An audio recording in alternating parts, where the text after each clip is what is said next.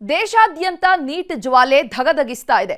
ಕೇಂದ್ರ ಸಚಿವ ಧರ್ಮೇಂದ್ರ ಪ್ರಧಾನ್ ರಾಜೀನಾಮೆಗೆ ಕಾಕ್ರೋಚ್ ಪಾರ್ಟಿ ಹಾಗೂ ಕಾಂಗ್ರೆಸ್ ಬಿಗಿ ಪಟ್ಟು ಹಿಡಿದಿದೆ. ರಾಜೀನಾಮೆ ನೀಡದೇ ಇದ್ರೆ ದೇಶವ್ಯಾಪಿ ಆಂದೋಲನದ ಎಚ್ಚರಿಕೆ ನೀಡಿದೆ.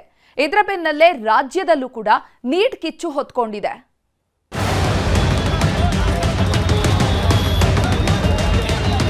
नंबर 1 डिमांड जो नॉन नेगोशिएबल है कि या तो धर्मेंद्र प्रधान इस्तीफा दे या तो उनको मंत्रिमंडल से बर्खास्त करे सरकार।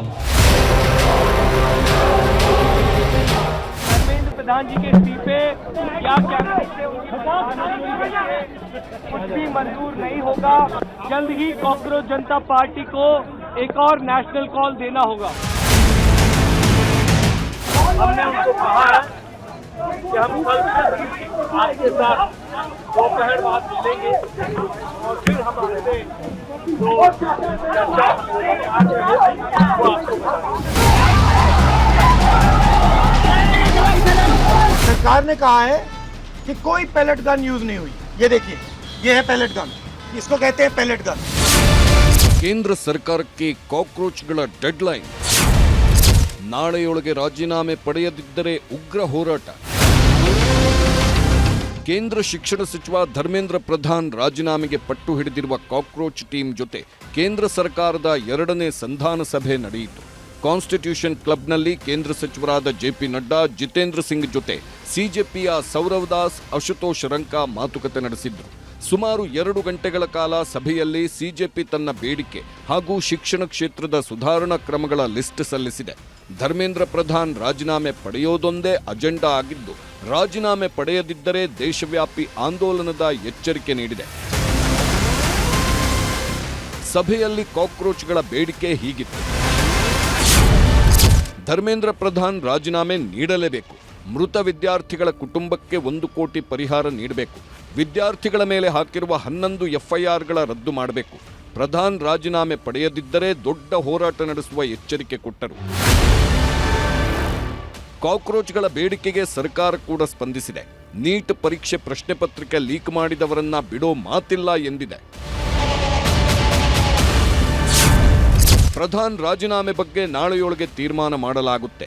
ನೀಟ್ ಅಕ್ರಮದ ಬಗ್ಗೆ ಫಾಸ್ಟ್ ಟ್ರ್ಯಾಕ್ ಕೋರ್ಟ್ಗಳಲ್ಲಿ ವಿಚಾರಣೆ ಮಾಡಿ ಶಿಕ್ಷೆ ಕೊಡಿಸುವ ಕೆಲಸ ಆಗುತ್ತೆ.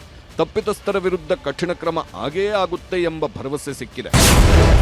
10 ವರ್ಷ ಜೈಲು, 10 ಕೋಟಿ ದಂಡ. ಕಾಕ್ರೋಚ್ಗಳ ಪ್ರತಿಭಟನೆಗೆ ಮಣಿದಿರುವ ಕೇಂದ್ರ ಸರ್ಕಾರ ದೇಶದ 4 ರಾಜ್ಯಗಳಲ್ಲಿ 5 ಫಾಸ್ಟ್ ಟ್ರ್ಯಾಕ್ ಕೋರ್ಟ್ಗಳ ಸ್ಥಾಪನೆಗೆ ಮುಂದಾಗಿದೆ. ಹೊಸ ಬಿಲ್ ರಚನೆಯಾಗ್ತಿದ್ದು ಸೋಮವಾರ ಸಂಸತ್ನ ಕಲಾಪಗಳಲ್ಲಿ ಮಂಡನೆಯಾಗಲಿದೆ. ಸೋಮವಾರವೇ ಅಂಗೀಕಾರ ಮಾಡುವ ಮೂಲಕ ತನಿಖೆ ಶೀಘ್ರಗೊಳಿಸಲು ಮುಂದಾಗಿದೆ. ಸಾರ್ವಜನಿಕ ಪರೀಕ್ಷೆಗಳ ಕಾಯ್ದೆ 2024ಕ್ಕೆ ತಿದ್ದುಪಡಿ ಮಾಡಿ ಹೊಸ ವಿಧೇಯಕ ಮಂಡನೆಯಾಗಲಿದೆ. ನೀಟ್ ಅಕ್ರಮದ ವಿಚಾರಣೆ ಪೂರ್ಣಗೊಳಿಸಲು 3 ತಿಂಗಳ ಗಡುವು ನೀಡಲಾಗುವುದು. ಕೋರ್ಟ್ ಪ್ರಕ್ರಿಯೆಗೆ ಕಾನೂನು ಬಲ ನೀಡಲಾಗುವುದು. ಜಾಮೀನು ರಹಿತ ಅಪರಾಧ ಎಂದು ಪರಿಗಣಿಸಿ ಅಪರಾಧಿಗೆ 10 ವರ್ಷ ಜೈಲು ಶಿಕ್ಷೆ ಹಾಗೂ 10 ಕೋಟಿ ದಂಡ ವಿಧಿಸುವ ಕಾನೂನು ರಚನೆಯಾಗಲಿದೆ. ಪೊಲೀಸರು ಲಾಠಿ ಚಾರ್ಜ್ ವೇಳೆ ಪೆಲೆಟ್ ಗನ್ ಬಳಸಿದ್ದಾರೆ ಅನ್ನೋದು ರಾಹುಲ್ ಗಾಂಧಿ ಆರೋಪ. ಶಾಂತಿಯುತವಾಗಿ ಪ್ರತಿಭಟನೆ ಮಾಡುತ್ತಿದ್ದವರ ಮೇಲೆ ಹೇಗೆ ದೌರ್ಜನ್ಯ ಆಗಿದೆ ನೋಡಿ ಎಂದು ಪೆಲೆಟ್ ಗನ್ನಿಂದ ಏಟು ತಿಂದ ವಿದ್ಯಾರ್ಥಿಯ ಗಾಯಗಳನ್ನು ತೋರಿಸಿದ್ರು. ದೆಹಲಿ ವಿದ್ಯಾರ್ಥಿಗಳ ಹೋರಾಟ ಬೆಂಬಲಿಸಿ ದೇಶವ್ಯಾಪಿ ಹೋರಾಟಗಳೂ ನಡೆದಿವೆ. ಕೇರಳದ ತಿರುವನಂತಪುರಂ, ಕೊಚ್ಚಿಯಲ್ಲಿ ಪ್ರತಿಭಟನೆ ನಡೆಸಲಾಗಿದೆ. ಹೋರಾಟಗಾರರನ್ನ ಚದುರಿಸಲು ಪೊಲೀಸರು ಜಲಫಿರಂಗಿ ಬಳಸಿದ್ದಾರೆ.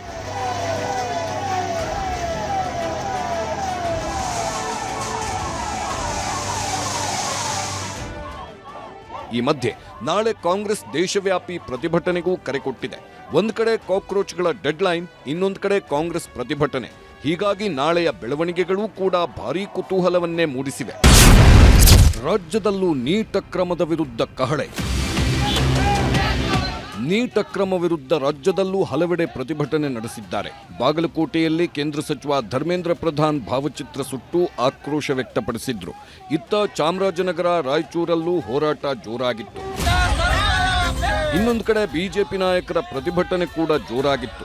ಬೆಳಗಾವಿ, ಕಲಬುರಗಿ ಹಾಗೂ ಚಿತ್ರದುರ್ಗದಲ್ಲಿ ಕಮಲ ನಾಯಕರು ನಿಗಿನಿಗಿ ಕೆಂಡ ಕಾರಿದ್ದಾರೆ. ಕಾಂಗ್ರೆಸ್ ಹಾಗೂ ಸಿಜೆಪಿ ವಿರುದ್ಧ ಭಾರೀ ಪ್ರತಿಭಟನೆ ನಡೆಸಿದ್ರು. Bureau report, news 18.